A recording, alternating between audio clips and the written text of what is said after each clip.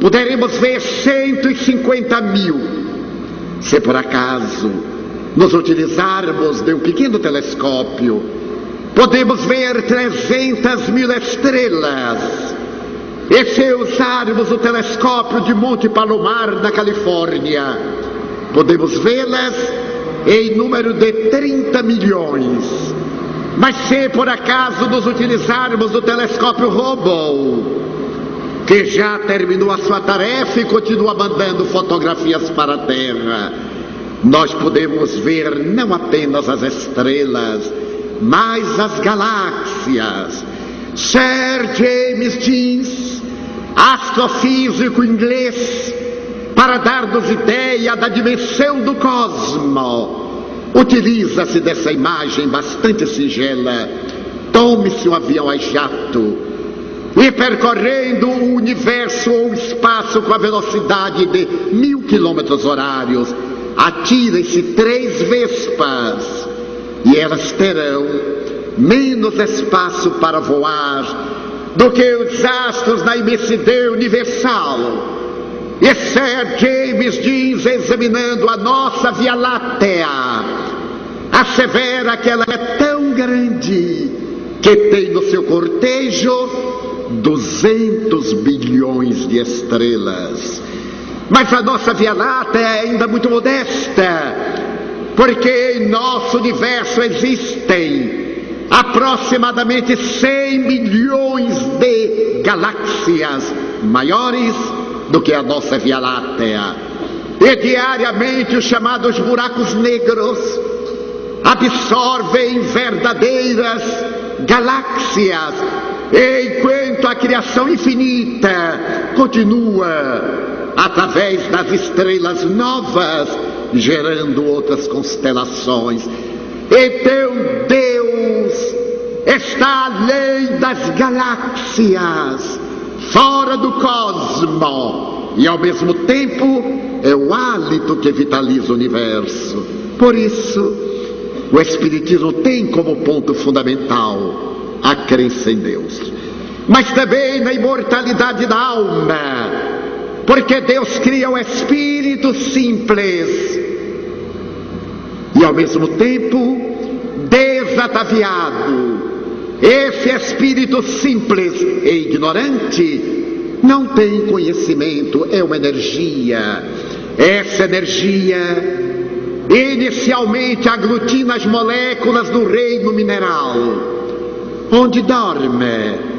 Depois passa para o reino vegetal, onde desenvolve a sensibilidade e o sistema nervoso embrionário, que é a seiva. Mais tarde, transfere-se para o animal e passa a ser conhecido como alma, na qual desatam os instintos, e ao adquirir a humanidade, esse princípio espiritual desenvolve a inteligência, a razão, a consciência, o discernimento, mas não para aí. Logo mais desenvolve a intuição e adentra-se no período da angelitude, da arcangelitude, e a ver-se indefinidamente na direção de Deus, que é o infinito que nos aguarda. Logo, criado por Deus, o Espírito imortal.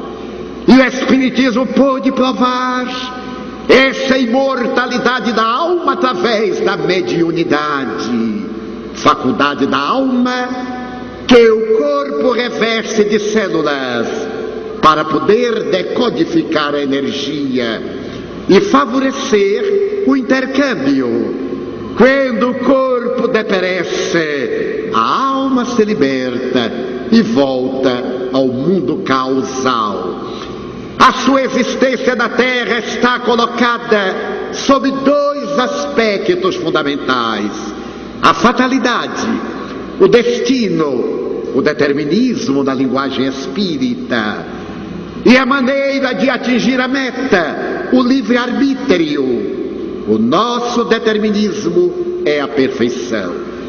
Todos nós atingiremos a plenitude O reino dos céus está ao nosso alcance, e nenhuma das ovelhas que o Pai me confiou, disse Jesus, se perderá, eliminando, portanto, a postura teológica do inferno. Mas ninguém entrará no reino dos céus sem pagar a dívida inteira, centilo por centilo, equivalendo dizer que nós somos construtores do nosso destino. Felicidade, desgraça, são os termos do binômio da vida. Se semearmos a uva, teremos o vinho. Se semearmos o cardo, teremos o espinheiral.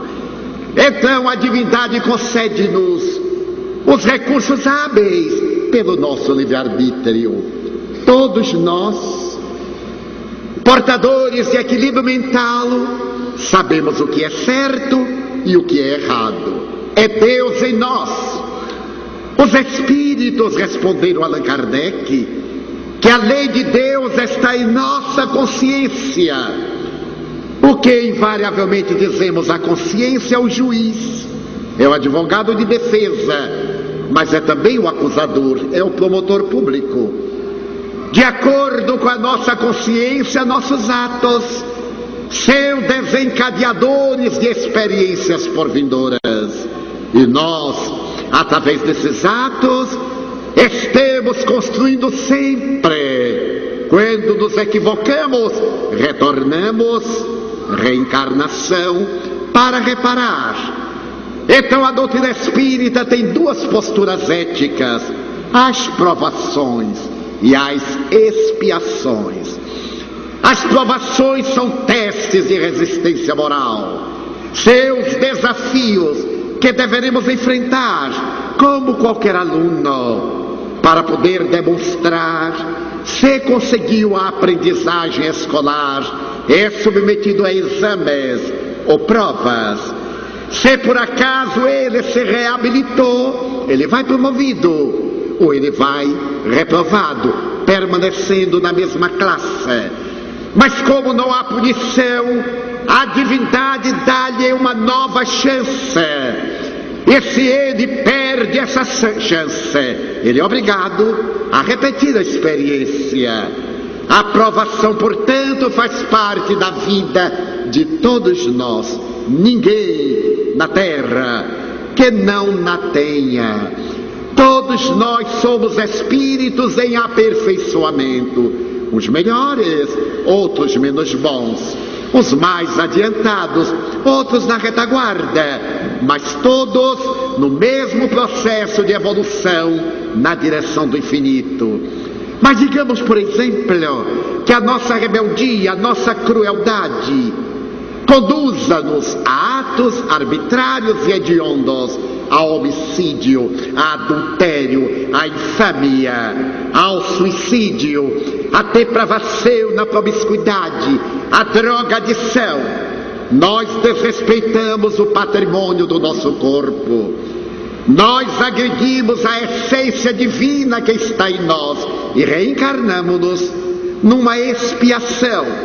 São esses fenômenos teratológicos, aqueles que são cegos de nascença, que trazem deformidades de natureza intelectual, a idiotia, que apresentam as deformidades cerebrais, a microcefalia, ao mesmo tempo, aqueles que nascem sem cérebro, os anencéfalos, foram espíritos que agrediram a casa mental através de balas que dispararam no momento de revolta, pelo suicídio, e voltam com os equipamentos arrebentados para poder reorganizar-se. Castigo? Não. Amor. Reeducação. Nós verifiquemos que as nossas leis que são injustas para o criminoso, as penitenciárias que são, ou deveriam ser, de reeducação. Por isso mesmo, na linguagem jurídica, não se diz que ele é homicida, diz que ele é um reeducando. está aprendendo a reeducar-se para ser útil na sociedade. Então nós dispomos da provação e também da expiação.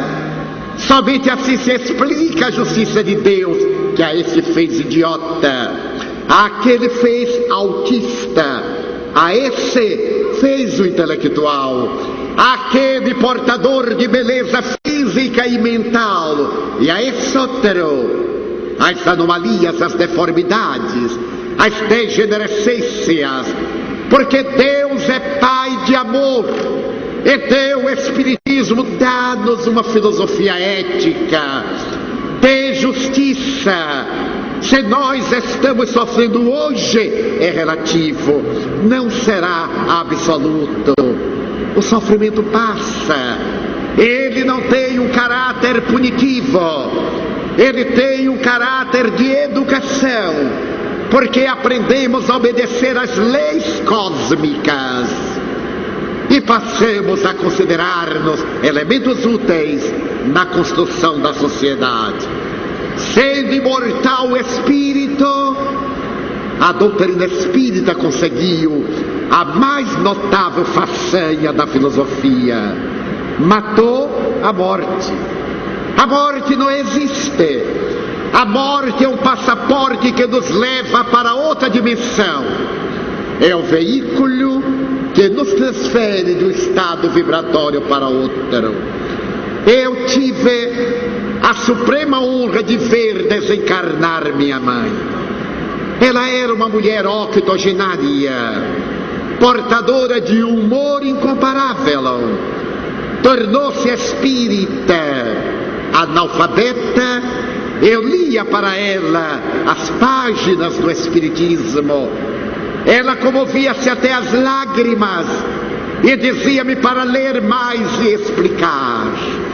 Quando minha mãe completou 80 anos, ela perguntou-me um dia: meu filho, você poderia aceitar aos guias espirituais se já de eu morrer?